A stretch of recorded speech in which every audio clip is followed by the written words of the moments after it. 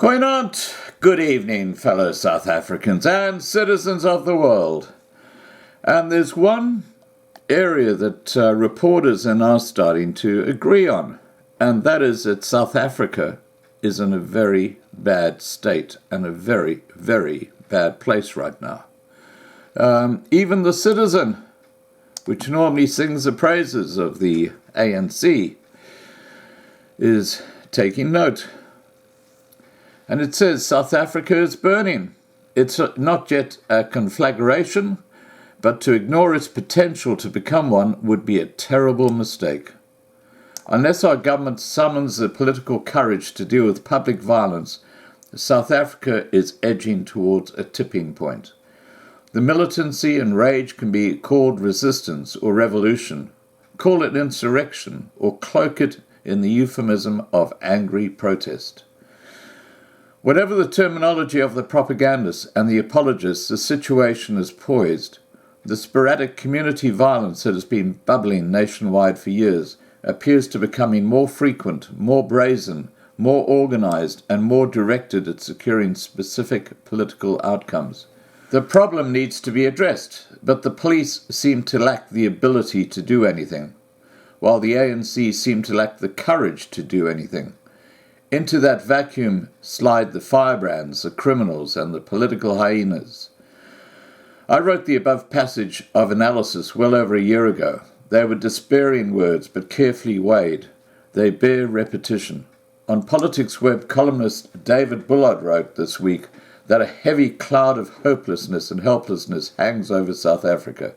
I don't think I've ever experienced such gloom amongst my fellow countrymen. Also this week on Business Live, Institute of Race Relations Garen van Onselen sketches an apocalyptic vision of a low-grade civil war. There is the ANC and the people, and they're at each other's throat. Blood is being spilt. There can be little doubt that so far Cyril Ramaphosa's new dawn has proved illusory. State capture under the former president's encouragement is estimated at over R1 trillion. But that's the least of it. There is virtually not an international comparator that South Africa has not sagged against. There is not a moral or ethical standard that we have not betrayed. The country is literally grinding to a halt. In the 2017-2018 financial year, arson attacks cost the passenger rail agency close to R1 billion, with 1,496 rail carriages destroyed, with virtually no arrests. Countrywide in the past year, around 1,300 truck and trailer rigs have been attacked, damaged and destroyed, with direct costs of about R1.3 billion and 213 deaths. Now, that's actually more than farm murders, white farm murders. 213 deaths. It would be very interesting to do the same situation with truck drivers, on how many truck drivers per 100,000 are now being murdered for just doing their jobs in South Africa. That would be a very, very interesting statistic. Perhaps one of my subscribers who is into the research area can check that out for us.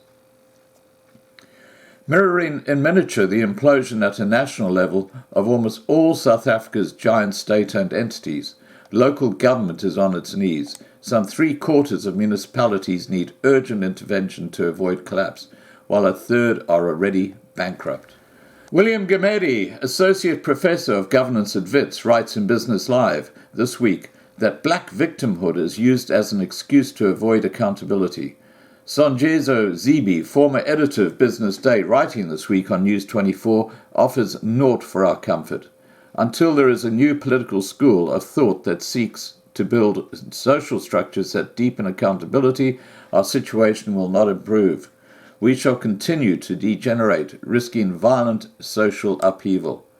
A Canadian journalist friend used post-1994 to say that South Africa were the most absurdly optimistic people that she has ever met. That optimism is shriveling, turning sour on the vine. And I can only concur with what they're saying here. You know, there are more and more people who were the naysayers who are saying everything is just cool in South Africa, who are now starting to wake up to what is really going on in South Africa. Please remember to subscribe to be kept informed, ring the bell for the updates, and have a great evening.